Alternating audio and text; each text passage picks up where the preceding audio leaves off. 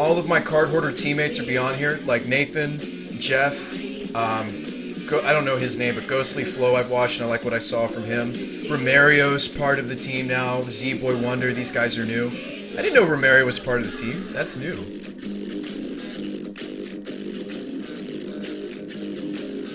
Use my bug control. But basically, I guess I'm the only card hoarder live. But yeah, Jeff's on here. A couple other guys that I don't really know their first name yet. But anywho, let's pause that. Yeah, Jeff is awesome. I think he's a fine streamer, and he's also a professional player, and he finds time to play Magic even though he's got kids. He's got props. Some people were talking trash about Jeff the other day, and I actually almost got really pissed off. No offense. I don't even necessarily want to tell you whose stream it was, but they were talking trash about Jeff, and I almost was just like, hey guys, knock it off. Like, why are you trash talking another player? And he wasn't there to defend himself, so all the more reason for me to do it. It was, I don't want to say, I don't want to cause bad blood. I have nothing against the player. I have nothing against the streamer. But his chat is just awful. The people in there, they just say whatever the hell they want. The only problem I have with him is he probably should tell them, you know, like, why are you guys trash talking another player? You should probably cut it out. And he also streams, so that's just causing bad blood. You know, why are you gonna do that? Why are you gonna let that stuff go down? Let me screenshot this for you guys. This is the new list. It is running Lumbering Falls. It's not cute. We killed somebody. We killed an Infect player with the Lumbering Falls Jeskai Fantasy combo earlier today. At first I thought it was cute. It's not. No, Snap. I'm not even gonna get into who it was, but he should really tell them to knock it off his channel. I like you guys. You guys keep it cool. You know? Yeah, I got a lot of Silver Sun pickups on here for Reslag. I recently put a whole lot more Silver Sun pickups into the playlist. This is new, by the way. I added another Ghost in the Shell, some more Ghost in the Shell. So if you guys like Ghost in the Shell, we got 4 more. Actually, I added another one to the other album. So 5 new Ghost in the Shell songs. Silver Sun pickups, Silver Sun, Silver Sun.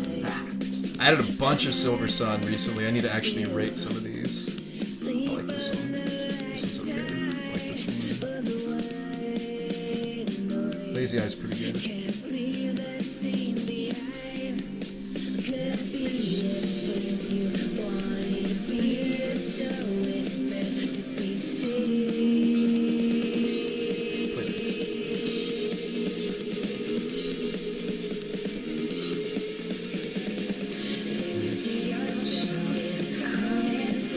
Do we have any donations to the charity tonight? I know I haven't really pushed it.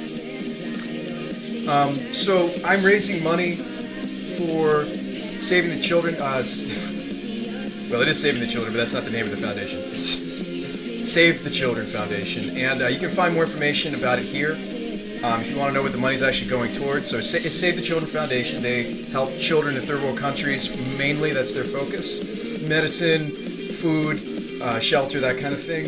And then if you want to learn about what games you get, you actually get points to unlock any of these games. There's a whole lot of games you guys can get codes for. A lot of them are off of Steam. And then there's a little blurb about what they're working on right now.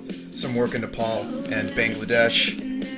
So give yourself a couple minutes. Just scroll through here and see if there isn't a game or two you might like. And the way you do the calculation, it's really simple. For every dollar you donate, it gives you 2,500 points. So you just take, like, let's say you want to get FTL. Fantastic RPG. By the way, I own it myself. So you take this number, take a calculator. Oh, I lost my calculator.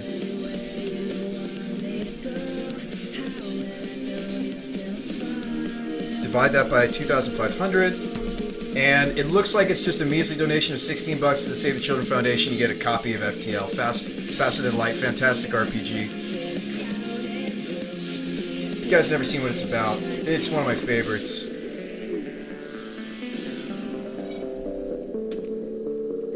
You kind of manage a crew in space. I'm sure a lot of you guys already know about FTL, but you manage a crew in space and you do little space battles. You manage your weapons, manage your oxygen, repairs, shields, supplies.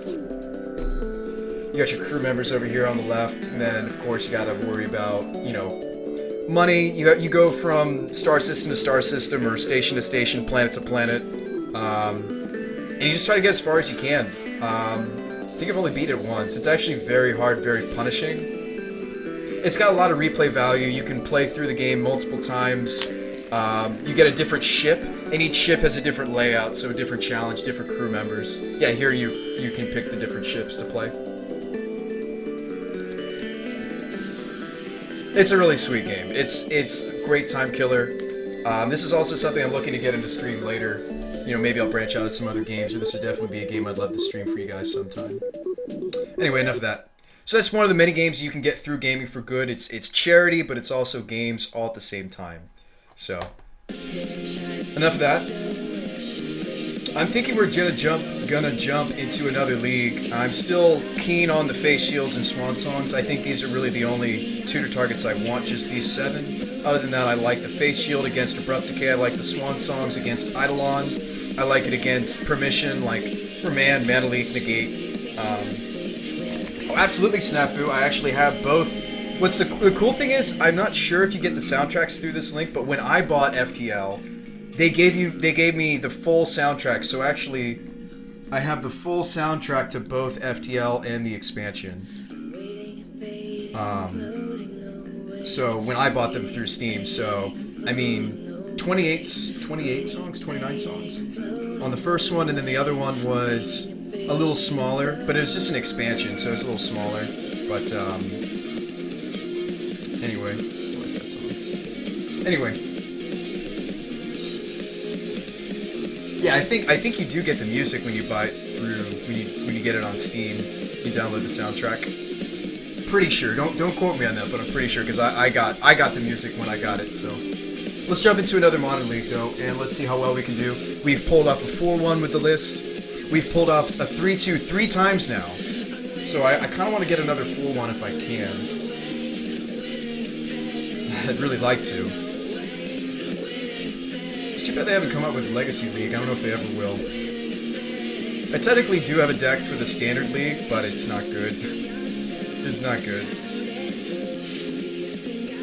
Let's see how we can do. So this is our previous. So hang on. Let's review some of our matches and see if we can maybe ascertain maybe some sideboarding or main deck changes. So our first match was a win. Let's look at what happened here. Let's do a couple replays. See if they let me. Yeah, Ghost in the Shell. Hell yeah, free slag. So let's play through this really quick. It's going to be super fast. So we were testing Think Twice in this build, not anymore. Okay, so this is the Tron opponent. I think he just didn't interact with us, and that's ideal. Tron, really, really good at some of the fair decks in the format. If you're unfair, it's not good at all. So we drew Ascendancy. I have the Lumbering Falls. I think I killed him with a Lumbering Falls. That's right, I was worried about punting. Yeah, okay, so I fetched the wrong color there. I should have been greedier with my Scalding Tarn fetch. And I was sitting there like, man, I can't cast this Ascendancy. We don't have separate white and red sources. So next turn, we animated the Lumbering Falls. And then we just went off because we had Phyrexian mana. That untaps the Falls. The Falls can float for green, can float for blue, and from here we just killed him.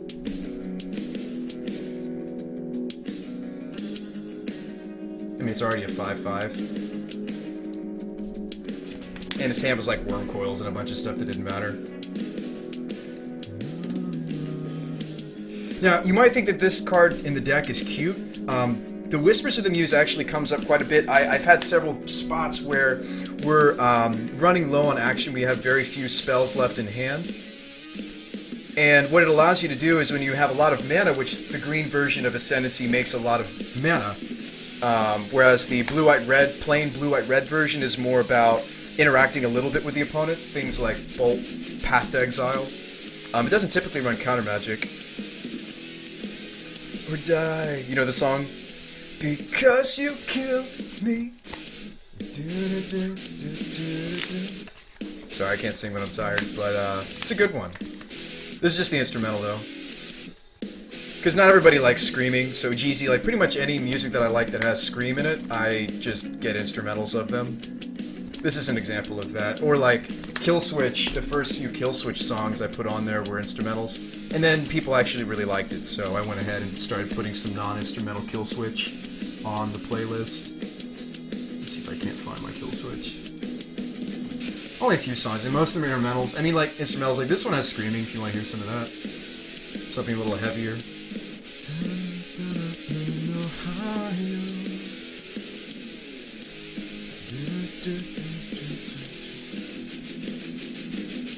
Anyway, from here we definitely got this. Let's skip to the next game. So, I mean, already we've got like a 13-13 lumbering, and I think it was just a matter of finding the Fate Stitcher, which is right there.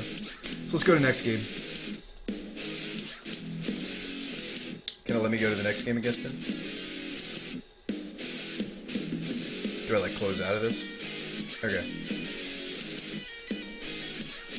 Yeah, there's gorillas in there, Spartan homie. I'm pretty eclectic, guys. I got a nice mix. I mean, if you don't like what you're hearing right now, we're gonna have some stuff that's very different later on. It's very important, I think, I think the music is very important. And I'm a musician, so to me, the music's very important. Might not be the focus on some other streams, but it's definitely, besides the magic, I like the music to really blend. So this was game 2 against this particular Tron player. I think, again, he just didn't have any interaction. I think I just went turn 2 carried, and then we found the Ascendancy quickly after. Needs more Batman. Oh, you know, speaking of adding more of the Batman soundtrack, yeah, he's just popping off these relics, but the relics actually are relevant in this matchup because I have Stitchers in the deck, Fate Stitcher. Yeah, he was just cantripping the relics instead of saving them. And then I thought about keeping the face shield. We drew into an Ascendancy, deployed the second Caryatid, and he just never, we kill him here, I'm pretty sure, yep. And he just never got anything going, so the Tron, I mean, Tron is very scary for, like, I guess, Jund players or anybody that's going to play a long game. I used to play Blue, White, Red Control in paper and a little bit on Modern, on Magic Online. And what I found is Tron is very scary unless you're something degenerate. Look, we have 2 Fate Stitchers and we're just going off. And I think we started buybacking the Muse this game. Now, Lumbering Falls, if you didn't already have it in play before you're comboing off, it doesn't really serve much purpose unless you can haste it. You can use Crimson Wisps to do that. Crimson Wisps will turn on Caryatids or Lumbering Falls that we find after we've already started comboing. That's why I like running 1 to 2 Crimson Wisps. Spartan homie, that would be Blue, White, Red Ascendancy. Since we're in green, a lot of those spots that you would run Snapcaster, that's where the Sylvan go. That's where the Glittering Wish goes. I don't think I'd ever run Snapcaster in 4-color Ascendancy. It's just more important to just be I'm comboing off. Snapcaster, of course, is typically a 3-mana interaction. The only 3-mana interaction I want in the deck is Ascendancy. I just want to go, turn 1 I'm doing something, turn 2 Caryatid, or turn 2 Glittering Wish, turn 3 Ascendancy, turn 4 kill you, or turn 3 kill you if it's a turn 3 kill if you go turn 2 Caryatid. If you don't have turn 2 Caryatid, it's probably a turn 4 kill because you're going to animate the Lumbering Falls and go from there.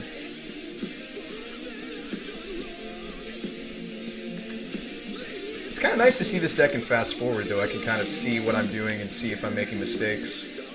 A lot of it is just taking enough game actions, casting enough spells so that you have lethal Stitchers or you have a lethal Flesh and Blood. If you're wondering what the really strange looking split card that you might not recognize in the sideboard, it's a Flesh Blood. So you only use the blood side, but this allows the Caryatids to deal damage directly to the opponent. It says, target creature you control deals damage equal to its power to target creature or player. You don't need Treasure Cruise, Spartan homie. The deck works just fine with a lot of these CMC1s, like Cerulean Wisps being one of the best cantrips in the deck when coupled with Caryatid or Lumbering Falls, something with Hexproof preferably, and they can't interact with it. This is like Metamorphose status mana. It actually nets mana. It costs 1, but it produces 2 mana in this deck because you tap, untap, untap, tap, untap. Tap, untap due to Ascendancy, tap again, untap thanks to the Cerulean. So it generates a lot of... it makes a lot of mana. And then the game was over. We hit him for lethal with 2 really good Fate Stitchers. Yes, it did, homie. But it's banned. But hopefully you guys can see why I love the Glittering Wish version more. It's just